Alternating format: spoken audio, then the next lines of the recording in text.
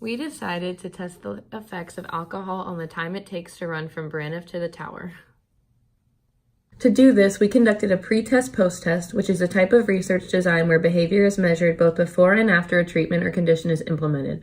We ran a between subjects test. The participants randomly selected UD students 21 or over. Our independent variable is the consumption of alcohol and no alcohol. This is a categorical variable. Our dependent variable is the speed of running. This is a ratio variable. This is a quasi-experiment because there are not separate control and experimental groups. The stat we used was a repeated measures t-test. Participants ran down the mall first without the influence of alcohol. Their times were recorded with the stopwatch. They took a 5-minute break to catch their breath. Then, each participant took 3 shots of tequila and waited 10 minutes to allow their stomachs to settle.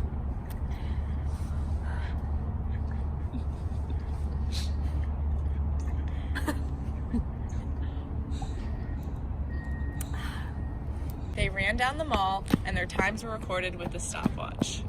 We do not have any order effects in this quasi-experiment because of the lingering effects of alcohol.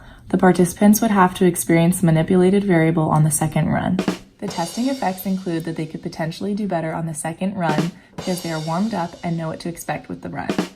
On the other hand, they could do worse because they are tired from the first run and also are under the influence of alcohol. A threat to reliability is that this study would not be able to be replicated outside of UD because of the conditions of the mall. It is an obstacle in and of itself.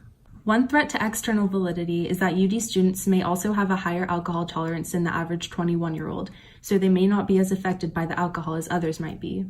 One threat to internal validity is that alcohol may have different effects on men or women, body size, how much they have eaten, etc. Other than that, we have internal validity because it shows that alcohol has an effect on athletic performance and running times. We have good control over the factors in this study.